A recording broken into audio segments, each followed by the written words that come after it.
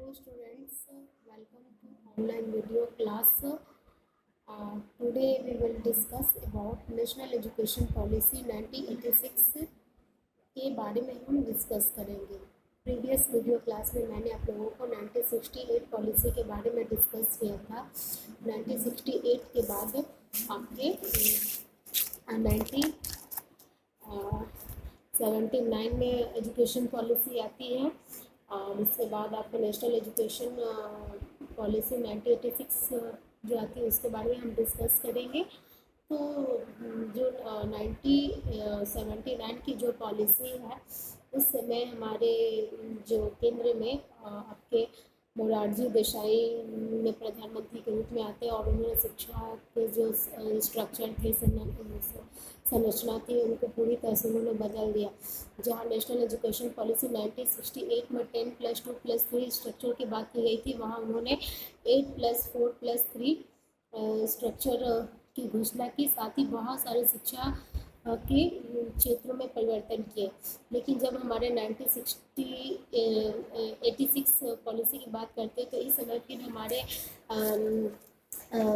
Centre में कांग्रेस की सरकार आ जाती है, हमारे केंद्र में कांग्रेस की सरकार आ जाती है और फिर उस तरह से जिस 1968 में जो भी एजुकेशन के फील्ड में बात की जाती है फिर से उन्हें उन सभी नियमों का पालन किया जाता है। एग्जाम्पल में जैसे 10+2+3 स्ट्रक्चर की बात की गई थी उसी तरह आपके 1986 में भी 10+2+3 की बात की जाती है।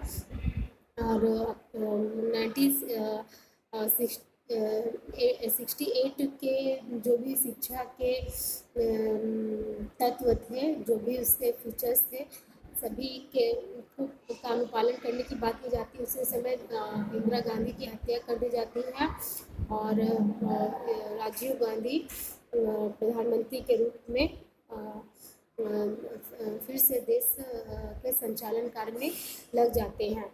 युवा प्रधानमंत्री राजीव गांधी ने हर क्षेत्र में आंदोलनकारी कदम उठाए। शिक्षा के क्षेत्र में भी उन्होंने आंदोलनकारी कदम उठाते हुए वर्तमान शिक्षा को राष्ट्र की मांगों के अनुरूप ढालने की कोशिश की और इसके लिए उन्होंने किसी न आयोग का गठन किया न किसी समिति का गठन किया और सर्वप्रथम सरकार ने तत्कालीन शिक्षा का सर्वेक्षण किया और तत्कालीन शिक्षा के आधार पे challenge of education policy perspective नाम से अगस्त 1983 में एक डॉक्यूमेंट दस्तावेज प्रकाशित किया। इस दस्तावेज में भारतीय शिक्षा की 1951 से लेकर 1983 तक की प्रगति यात्रा का सांख्यिकी विवरण, उसकी उपलब्धियों, सफलताओं के सभी तथ्यों के बारे में विचार विमर्श किया गया। साथ ही जो भी उसके गुण दोष थे सभी का उजागर किया गया और सरकार ने इस दस्तावेज का अध्ययन कर जनता के हाथों में पहुंचाया और इस पर देशव्यापी बहस शुरू हुई। सभी प्रांतों ने विभिन्न क्षेत्रों से अपने सुझाव भेजे। केंद्रीय सरकार ने उन सुझावों के आधार पर एक नई शिक्षा नीति को तैयार किया और उसे संसद के बजट अधिवेशन में 1986 में प्रस्तुत किया। संसद ने पास कराने के बाद इसे मई 1986 में प्रकाशित किया गया। इस शिक्षा नीति की घोषणा के कुछ माह बाद इसकी प्लान ऑफ एक्शन नामक दस्तावेज प्रकाशित किया गया। यह भारत की पहली ऐसी राष्ट्रीय शिक्षा नीति है जिसमें नीति के साथ उसे क्रियान्वयन की पूरी योजना प्रस्तुत की गई। साथ ही उसके लिए पर्याप्त संसाधन भी जुटाए गए थे। अगर डॉक्यूमेंट्स ऑफ 1986 पॉलिसी की बात करते हैं तो उसे 12 पार्ट में डिवाइड किया गया था।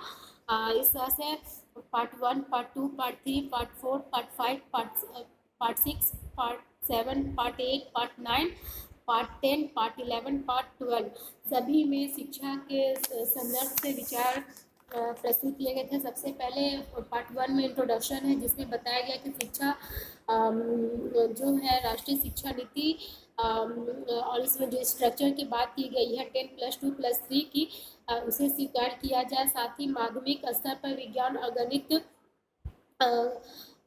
की शिक्षा को अनिवार्य किया जाए, प्राथमिक शिक्षा 19% बच्चों को उपलब्ध कराया जाए, उस शिक्षा के स्तर को उठाने की प्रक्रिया शुरू की जाए और देश में आवश्यकता अनुसार जनशक्ति की पूर्ति हुई इन और लोकतांत्रिक लक्ष्यों की प्राप्ति हुई। साथ के लिए इन सभी को महत्वपूर्ण बताया गया इंट्रोडक्टरी पार्ट में, आपके पार्ट 1 में। सेकंड जो पार्ट है वो है the essence and role of education, शिक्षा का सार और उसकी भूमिका। इसमें यह स्वीकार किया है कि शिक्षा जो है हमारे भौतिक और आध्यात्मिक विकास की बुनियादी आवश्यकता है और शिक्षा के द्वारा जो मनुष्य सुसंस्कृत सभ्य बनता है और हमें जो भी हमारे लोकतांत्रिक सिद्धांत है, जो लक्ष्य है, जैसे equality, freedom, brotherhood, justice, secularism, ये सारे पे फोकस करने की बात की गई। नेक्स्ट है थर्ड पार्ट जिसमें है कि national education system of education. इसमें यह बताया गया कि जो हमारे शिक्षा की संरचना है 10+2+3 वो सभी के लिए अनिवार्य हो और इसमें 10 वर्षीय शिक्षा में कोर करिकुलम को तैयार किया जाना चाहिए और सभी के लिए मिनिमम लेवल ऑफ लर्निंग निश्चित होना चाहिए और क्वालिटेटिव इम्प्रूवमेंट की बात की गई थी। पार्ट 4 में एजुकेशन फॉर इक्वालिटी की बात की गई है, समानता के लिए शिक्षा। इसमें यह बताया गया है कि जो भी अनुसूचित जनजाति है, महिला है, अल्पसंख्यक है, ST SC वीमेंस और माइनॉरिटीज जो भी क्लास के लोग हैं सभी को इक्वल एजुकेशन प्रोवाइड कराया जाए। पार्ट 5 में जिसमें बताया गया है recognisation of education at different stage, early childhood care and education. इसमें कि विभिन्न स्तरों पर शिक्षा का पुनर्गठन और शिशुओं की देखभाल और शिक्षा। इसमें बताया गया है कि पूर्व प्राथमिक स्तर पर शिशुओं को पोषण, प्राथमिक स्तर पर बच्चों को रुचिपूर्ण क्रियाओं, माध्यमिक स्तर पर गति निर्धारक विद्यालयों पीस सेटिंग स्कूल्स की स्थापना पर बल दिया गया। साथ ही यह घोषणा की गई है कि चुने हुए क्षेत्रों में रोजगार को उपाधि से विलग करने की शुरुआत की जाएगी। मतलब कि अगर हम किसी उपाधि को देते हैं रोजगार से संबंधित तो उसे अलग करने की बात की जाएगी। रोजगार से संबंधित कोई भी उपाधि नहीं दिया जाएगा, वो आपके एजुकेशन के फील्ड में या स्पोर्ट के फील्ड में ही दिया जाता है। जैसे एजुकेशन के फील्ड में आपको PhD इन सब की उपाधि मिलती है और स्पोर्ट में आप लोगों को अर्जुन अवार्ड, ये सारे कुछ देने की बात की जाती है, लेकिन रोजगार से संबंधित उपाधि देने से की बात नहीं की गई है। नेक्स्ट है 6 part technical and management education. इसमें है कि तकनीकी और प्रबंध शिक्षा के महत्व को स्पष्ट किया गया है और उस पर समुचित व्यवस्था पर बल देने की बात की गई है। 7 पार्ट है making the system of work में शिक्षा को प्रशासनिक तंत्र को सक्रिय बनाने, शिक्षकों को जवाबदेही निश्चित करने, अकाउंटेबिलिटी ऑफ टीचर्स एंड शिक्षार्थियों को कर्तव्य बोध कराने पर बल दिया गया है। पार्ट 8 में बताया गया है reorienting the content and process of education, शिक्षा की विषय वस्तु और प्रक्रिया को नया मोड़ देना और सांस्कृतिक मूल्यों और वैज्ञानिक सोच में समन्वय करने पर बल दिया गया है और मूल्यों की शिक्षा और भारतीय भाषाओं के विकास के साथ साथ गणित और विज्ञान की शिक्षा पर विशेष बल देने की बात की गई है और स्वास्थ्यवर्धक क्रियाओं, खेलकूद आदि पर बल दिया गया है। अंत में परीक्षा और मूल्यांकन प्रणाली में सुधार करने की बात की गई है। पार्ट 9 में द टीचर्स, शिक्षा के बारे के महत्व को स्वीकार करते हुए उसके वेतन बढ़ाने और सेवा शर्तों, सर्विस कंडीशन को आकर्षक बनाने की बात की गई है और शिक्षण प्रशिक्षण कार्यक्रम, टीचर ट्रेनिंग प्रोग्राम में सुधार करने की बात की गई है। पार्ट 10 में बताया गया है द मैनेजमेंट ऑफ एजुकेशन, शिक्षा का प्रबंधन में बताया गया है कि प्रशासन के विकेंद्रीयकरण पर बल दिया गया है। राष्ट्रीय स्तर पर भारतीय शिक्षा सेवा, राज्य स्तर पर प्रांतीय शिक्षा सेवा और जिला स्तर पर जिला शिक्षा परिषद की गठन करने की बात की गई है। शिक्षा प्रशासन को चुस्त करने की बात की गई। साथ ही साथ राष्ट्रीय आय के 6% शिक्षा पे व्यय करने की बात की गई है। भी केंद्रीय शिक्षा प्रणाली को अपनाने की बात की गई, जिस सबसे सेंट्रल सबसे हाईएस्ट होंगे, उसके बाद स्टेट होंगे, स्टेट के बाद डिस्ट्रिक्ट, और इन सभी जगहों पर उस तरह से शिक्षा की व्यवस्था करने के लिए संगठन का निर्माण करने की बात की गई है। पार्ट 11 में रिसोर्स एंड रिव्यू, संसाधन तथा समीक्षा की बात की गई है, जिसमें यह स्वीकार किया गया है कि इससे राष्ट्रीय शिक्षा नीति 1986 को लागू करने के लिए बड़ी धनराशि की आवश्यकता होगी। अतः प्रत्येक प्रस्तावित कार्य के लिए अनुमानित धनराशि आवंटित करने की व्यवस्था की जाएगी। इस भाग में यह परिणाम इस बात पर बल दिया गया कि प्रत्येक 5 वर्ष के बाद जो भी शिक्षा नीति है उसका क्रियान्वयन किया जाएगा और उसके परिणामों की समीक्षा करने की बात की गई है। नेक्स्ट है हमारा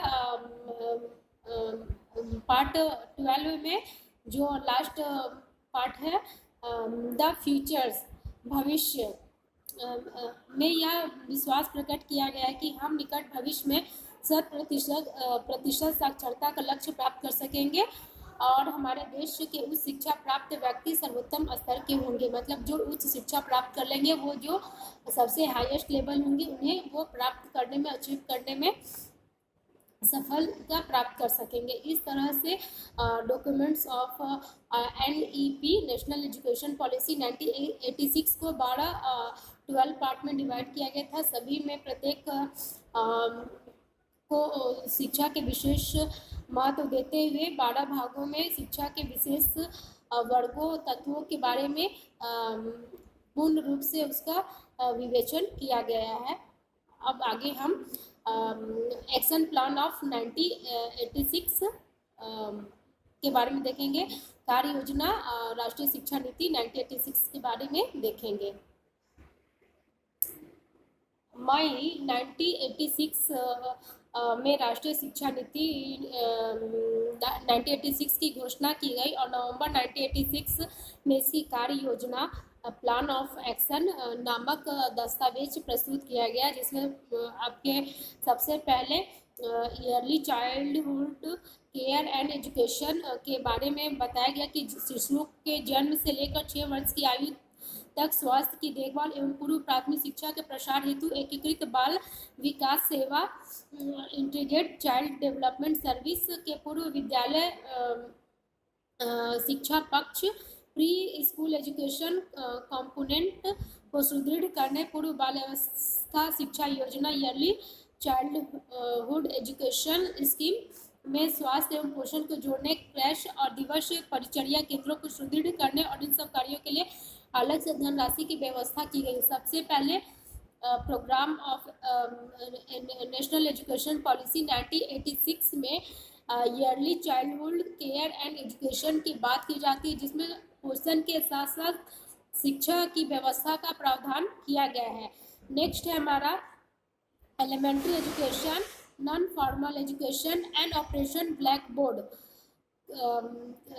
जो इसकी कार्य योजना के रूप में है वह है प्रारंभिक शिक्षा, निरौपचारिक शिक्षा और ब्लैक बोर्ड योजना में प्राथमिक शिक्षा को सर्वसुलभ बनाने के लिए 1 किलोमीटर के अंदर प्राथमिक विद्यालय और 3 किलोमीटर के अंदर उच्च प्राथमिक स्कूल और आवश्यकता अनुसार निरौपचारिक शिक्षा केंद्र खोलने की बात की गई है और प्राथमिक स्कूलों की दशा सुधारने के लिए ऑपरेशन ब्लैक बोर्ड योजना प्रस्तुत की गई है। ऑपरेशन ब्लैक बोर्ड योजना के अंतर्गत प्राथमिक विद्यालयों की न्यूनतम आवश्यकताओं, जिसमें 2 कमरों का भवन, फर्नीचर, शिक्षण सामग्री, पुस्तकालय सामग्री, खेल सामग्री और कम से कम 2 शिक्षकों की पूर्ति करने और इस सब के लिए धनराशि जुटाने का संकल्प किया गया है।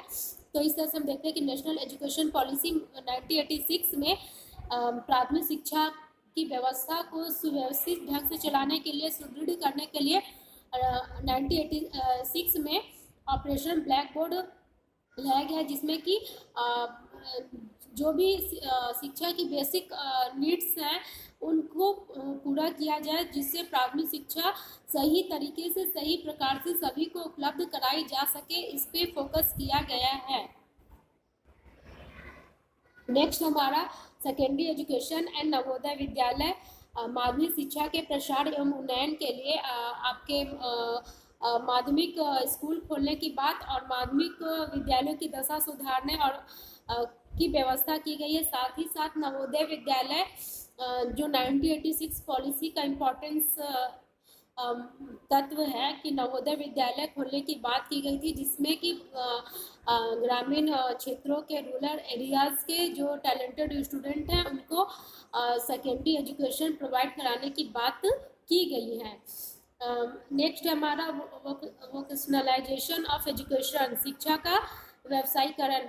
प्रारंभ में कार्यानुभव पर बल देने के लिए +2 के लिए विभिन्न प्रकार के व्यावसायिक पाठ्यक्रम तैयार करने और उपेक्षित वर्गों के बच्चों के लिए अलग से विशेष व्यावसायिक संस्थान स्थापित करने पे बल दिया गया है। शिक्षा का व्यवसायीकरण की बात पे बल दिया। नेक्स्ट है हायर एजुकेशन, उच्च शिक्षा में उन्नयन हेतु छात्रों की प्रवेश परीक्षा द्वारा प्रवेश देने, पाठ्यक्रमों का पुनर्गठन करने और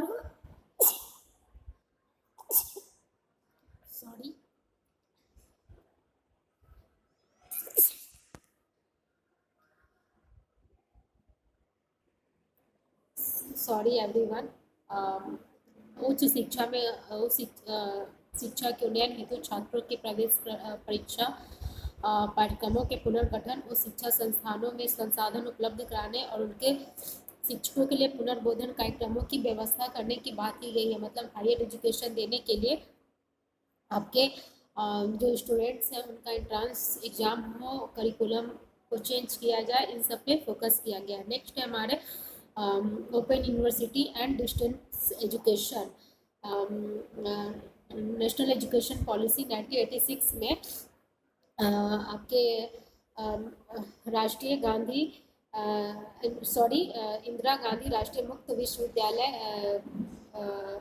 कार्यक्रमों में विस्तार देने और नए मुक्त विश्वविद्यालयों की स्थापना सावधानी से करने के कार्यक्रम प्रस्तुत किए गए हैं। जो भी open university and distance education की बात सबसे पहले आपके नेशनल एजुकेशन पॉलिसी 1986 में की गई है। नेक्स्ट है हमारे रूरल यूनिवर्सिटीज एंड इंस्टीट्यूशंस। इसमें बताया गया है कि केंद्रीय ग्रामीण संस्थान परिषद central council for rural institutions का गठन करने, साथ ही ग्रामीण विश्वविद्यालय और संसाधनों का पुनर्गठन करने और इन क्षेत्रों में कुल संस्थानों को ऑटोनोमस का दर्जा देने की बात की गई है। नेक्स्ट हमारा टेक्निकल एंड मैनेजमेंट एजुकेशन। इसमें है कि आपके हमें राष्ट्रीय स्तर पर AICTE एवं राज्यों के state board of technical education SBTE का गठन करने और इन्हें स्वायत्तता प्रदान करने की बात की गई है, जिससे कि इस क्षेत्र में सतत शिक्षा की व्यवस्था की जाए, कंटिन्यूअस एजुकेशन की व्यवस्था करने की बात की गई है। नेक्स्ट है हमारा मेकिंग द सिस्टम वर्क, संस्थाओं के प्रशासन तथा शिक्षकों के लिए मानक निर्धारित करने, शिक्षक तथा छात्रों की कार्य प्रणाली में सुधार करने और संस्थाओं का मूल्यांकन करने पर इस पे बल दिया गया है। नेक्स्ट है हमारा delinking degree from jobs and man power planning में आपके नेशनल टेस्ट सर्विस की शुरुआत करने की बात की गई है और इस क्षेत्र में विशेष रोजगार प्राप्त करने के लिए क्षेत्र विशेष के राष्ट्रीय परीक्षण में उत्तीर्ण होना आवश्यक है। नेक्स्ट हमारा है research and development. Research and development में उस शिक्षा के पाठ्यक्रमों को विकसित करने, रिसर्च सेंटर के इंफ्रास्ट्रक्चर में सुधार करने और अनुसंधान हेतु प्रतिभा की खोज करने और कार्य शिक्षा के लिए अनुसंधान के अधिक अवसर को सुलभ कराने की बात की गई है। मतलब कि जो भी हमारे रिसर्च सेंटर के जो भी हमारे इंफ्रास्ट्रक्चर्स है उसकी संरचना है उसमें सुधार करने की बात की गई है। नेक्स्ट है एजुकेशन फॉर वीमेंस इक्वालिटी में आपको गर्ल्स के लिए अलग से स्कूल खोलने, कॉलेज खोलने की बात की गई है। साथ ही साथ गर्ल्स को स्कॉलरशिप देने की बात की गई है और टीचर्स के रूप में वीमेंस टीचर्स को इम्पोर्टेंस देने की बात की गई। मतलब कि अगर शिक्षकों की बहाली होती है तो उसमें महिलाओं को ज़्यादा वरीयता देने की योजना बनाई गई है। नेक्स्ट है हमारा education of SC ST and OBC। मतलब जो भी अनुसूचित जाति जनजाति और पिछड़े वर्ग के क्षेत्रों में विद्यालय खोलने को प्राथमिकता देने, इन वर्गों के बच्चों को दी जाने वाली छात्रवृत्तियों की दर बढ़ाने और उनके लिए छात्रावासों की व्यवस्था करने और इन जातियों के शिक्षकों की नियुक्ति करने की योजना प्रस्तुत की गई। मतलब कि इन्हें ज़्यादा से ज़्यादा शिक्षा के लिए इन्हें जो भी स्कॉलरशिप है उसके रेट बढ़ाने की बात की गई है, हॉस्टल की व्यवस्था करने की, और जो भी कास्ट है ST SC OBC के शिक्षकों की नियुक्ति करने की योजना इसमें प्रस्तुत की गई है। नेक्स्ट है हमारा एजुकेशन ऑफ माइनॉरिटीज़ में अल्पसंख्यकों की शिक्षा के लिए इनके क्षेत्रों में स्कूल खोलने, शिक्षकों को प्रशिक्षित करने और कोचिंग सेंटर खोलने और इनके बच्चियों की शिक्षा पर विशेष ध्यान देने की बात की गई है। नेक्स्ट है हमारा एजुकेशन ऑफ द हैंडीकैप्ड में जो भी जनपद स्तर पर विकलांगता जानकारी हेतु सेवाएं शुरू करने और उनकी शिक्षा की उपयुक्त व्यवस्था करने की बात की गई है। नेक्स्ट है हमारा एडल्ट एजुकेशन में साक्षरता और सतत शिक्षा को गति प्रदान करने के लिए गांवों में सतत शिक्षा केंद्र, पुस्तकालय एवं वाचनालय स्थापित करने की बात की गई है। नेक्स्ट हमारा evaluation process and examination reforms में केवल 10 तथा 12 कक्षाओं के अंत में सार्वजनिक परीक्षा करने, कंटिन्यूअस इवैल्यूएशन करने और ग्रेडिंग सिस्टम प्रणाली को अपनाने की बात की गई। साथ ही राष्ट्रीय प्रशिक्षण सेवा शुरू करने एवं नकल विरोधी कानून बनाने की बात 1986 पॉलिसी में की गई है। नेक्स्ट है youth and sports. Youth and sports युवा तथा खेल में मूल्यांकन में शारीरिक शिक्षा, फिजिकल एजुकेशन एंड स्पोर्ट्स को सम्मिलित करने की बात पे बल दिया गया है। नेक्स्ट हमारा है लैंग्वेज डेवलपमेंट में जो भी मॉडर्न इंडियन लैंग्वेज को डेवलप करने की बात की गई है। साथ ही हिंदी को संपर्क भाषा के रूप में विकसित करने के लिए आर्थिक सहायता देने की बात की गई है। नेक्स्ट हमारा द कल्चरल प्रोस्पेक्टिव में सांस्कृतिक कार्यक्रमों को पाठचर्या का अंग के रूप में स्वीकार किया गया है। नेक्स्ट हमारा मीडिया एंड एजुकेशनल टेक्नोलॉजी में शिक्षा में रेडियो, टेलीविजन, कंप्यूटर एवं ओवरहेड प्रोजेक्टर आदि के प्रयोगों की संस्तुति की गई है। नेक्स्ट हमारा टीचर एंड देयर ट्रेनिंग में शिक्षक शिक्षा में सुधार लाने के लिए प्रत्येक जिला में डाइट की स्थापना करने और कुछ अच्छे कॉलेजों को शिक्षा कॉलेजों CTES में समुन्नत करने और कुछ बहुत अच्छे कॉलेजों को IASES में समुन्नत करने की योजना प्रस्तुत की गई और साथ ही NCTE को राष्ट्रीय शिक्षक शिक्षा परिषद को स्वायत्त ऑटोनोमस दर्जा देने की बात की गई है। लास्ट जो हमारा है मैनेजमेंट ऑफ एजुकेशन में मानव संसाधन मंत्रालय को सुदृढ़ करने, प्रशासन का विकेंद्रीकरण और भारतीय शिक्षा सेवा शुरू करने और जिला परिषदों के गठन करने की बात की गई है। इस तरह से हम देखते हैं कि आपके जो नेशनल एजुकेशन पॉलिसी है उसमें डायट्स, CTES और IASE को स्थापित करने या जो पुराने इंस्टीट्यूशंस हैं उनका फिर से पुनर्गठन कर उसे CTES में बदलने की बात की गई है। साथ ही साथ आपके NCTE को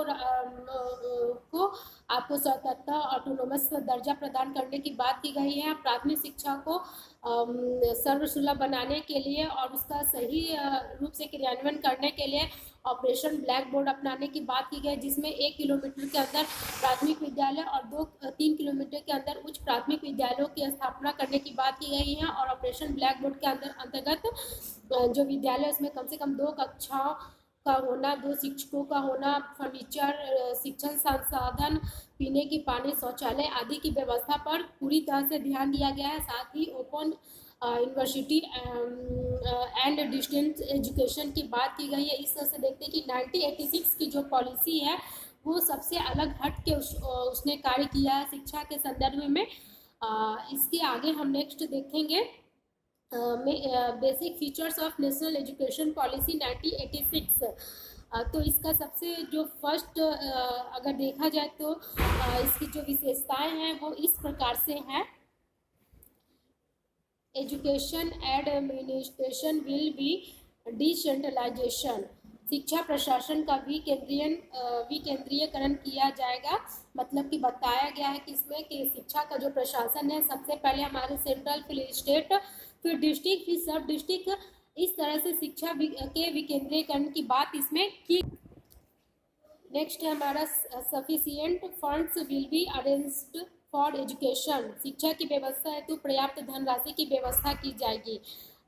इस शिक्षा नीति में 1986 में बताया गया है कि शिक्षा का सही प्रकार से क्रियान्वयन करने के लिए इसके लिए जो धनराशि होगी उसके लिए पर्याप्त व्यवस्था करने की बात की गई है। साथ ही संपूर्ण देश में 10+2+3 शिक्षा संरचना लागू करने की व्यवस्था की गई है। विभिन्न स्तरों पर शिक्षा का पुनर्गठन करने की बात की गई है। पूर्व प्राथमिक शिक्षा, ईयरली चाइल्डहुड एजुकेशन की बात की गई है। प्राइमरी लेवल पे फ्री एंड कंपलसरी एजुकेशन को का जो लक्ष्य है उसको शीघ्र प्राप्त करने की बात की गई है। माध्यमिक शिक्षा का पुनर्गठन करने की बात की गई है। उच्च शिक्षा के प्रसार और उन्नयन की बात की गई है।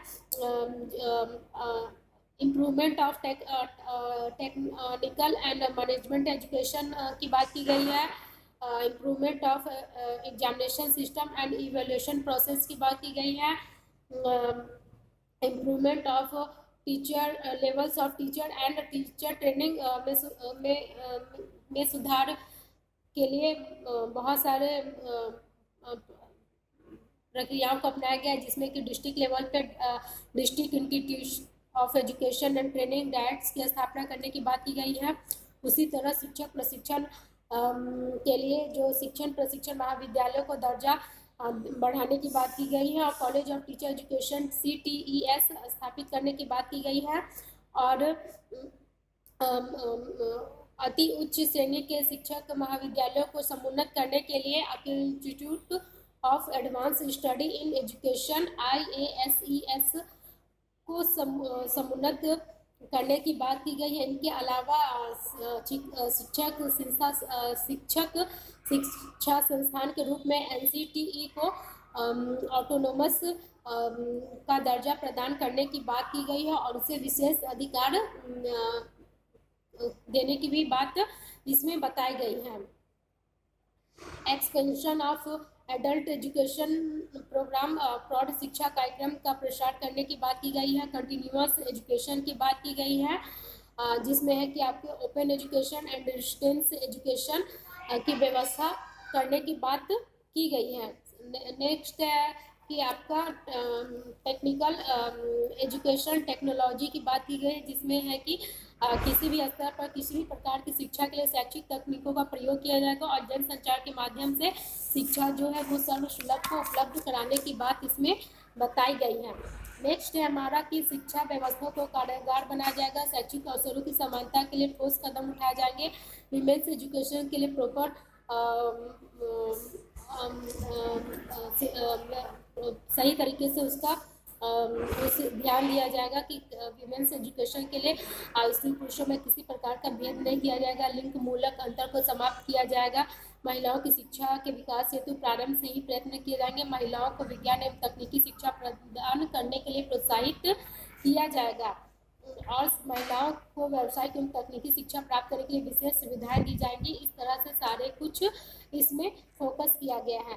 साथ ही ST SC क्लास के जो बच्चे हैं उनकी शिक्षा की उचित व्यवस्था की जाएगी, उनके क्षेत्रों में विद्यालयों की स्थापना की जाएगी। इन विद्यालयों में यथासंभव इन्हीं वर्गों और इन्हीं क्षेत्रों के शिक्षकों की नियुक्ति की जाएगी। दूर दराज के छात्रों के लिए हॉस्टल्स का निर्माण किया जाएगा। इन वर्गों के बच्चों के लिए आर्थिक सहायता की धनराशि बढ़ाई जाएगी। साथ ही पीछे वर्ग और पिछड़े क्षेत्रों के बच्चों की शिक्षा की भी व्यवस्था पूर्ण रूप से की जाएगी। अल्पसंख्यकों की बच्चों के भी शिक्षा की व्यवस्था पूरी रूप से करने की बात की गई है। साथ ही विकलांग और मंदबुद्धि बच्चों की शिक्षा की व्यवस्था के लिए पर विशेष ध्यान देने की बात की जाएगी। उनकी शिक्षा के लिए शैक्षिक प्रयासों को प्रोत्साहन दिया जाएगा। मामूली विकलांग बच्चे को समान बच्चों के साथ पढ़ेंगे और जो गूंगे बहरे और अन्य और जो स्लो लर्नर चाइल्ड होंगे उनके लिए अलग से स्कूल खोलने की बात की गई है। विकलांग बच्चों के लिए कुटीर उद्योग धंधों की शिक्षा की व्यवस्था विशेष रूप से दी जाने की बात की गई और उन्हें आत्मनिर्भर सेल्फ डिपेंड बनाने की बात की गई है। और विकलांग बच्चे और मंदबुद्धि बच्चों के लिए विशेष प्रशिक्षण प्राप्त शिक्षकों की नियुक्ति की बात की गई है। इस तरह से हम देखते हैं कि हमारे 1986 की जो पॉलिसी है वो 68 पॉलिसी के अर्थों में अगर कुछ रूप से देखें तो समान है, जिसमें कि 6% हमें शिक्षा के क्षेत्र में खर्च करना होगा। नेक्स्ट 10+2+3 शिक्षा की व्यवस्था की जाएगी। उस माध्यमिक और प्राथमिक, माध्यमिक और उच्च शिक्षा, प्राइमरी, सेकेंडरी और हायर एजुकेशन पे फोकस किया जाएगा। लेकिन इस नेशनल एजुकेशन पॉलिसी 1986 में ईयरली चाइल्डहुड एजुकेशन की बात की गई है। साथ ही आपके डिस्टेंस एजुकेशन, ओपन यूनिवर्सिटी की बात की गई है। प्राइमरी लेवल पे ऑपरेशन ब्लैक बोर्ड, इन सारी चीज़ों की व्यवस्था प्रॉपर रूप से 1986 में की गई थी। तो 1968 का ही अगर देखा जाए तो बृहद रूप 1986 में कार्यों का समन्वय करना ही है। तो इस तरह से हम देखते हैं कि 1986 की पॉलिसी में आपके पूर्व प्राथमिक शिक्षा से लेकर प्री प्राइमरी एजुकेशन से लेकर टेक्निकल एजुकेशन एंड रिसर्च के सभी क्षेत्रों पे फोकस किया गया है और शिक्षा को सर्वसुलभ बनाने के लिए ओपन यूनिवर्सिटी, डिस्टेंस एजुकेशन की बात की गई है, जिससे कि ज़्यादा से ज़्यादा जो शिक्षा है सभी को मिले और सतत शिक्षा की व्यवस्था सुचारू रूप से चल सके। इस तरह से 1986 पॉलिसी जो है उसके जो रिकमेंडेशन है, उसके जो सुझाव है, इसके जो अनुशंसाएं हैं उसको आज भी फॉलो किया जाता है। आज हम देख सकते हैं कि हमारा फ्री एंड कंपलसरी एजुकेशन है, 10+2+3 शिक्षा संरचना की बात की जाती है। ऑपरेशन ब्लैक बोर्ड योजनाओं का क्रियान्वयन किया जा रहा है। नवोदय विद्यालय है, डिस्टेंस एजुकेशन है, ओपन यूनिवर्सिटी है। इस तरह से हम 1986 के पॉलिसी को आज भी फॉलो करते आ रहे हैं। आई होप कि आप लोगों को यह वीडियो लेक्चर पसंद आया हो। प्लीज़ जिन्हें कोई डाउट्स हो तो मुझसे डिस्कस कीजिएगा। Thank you.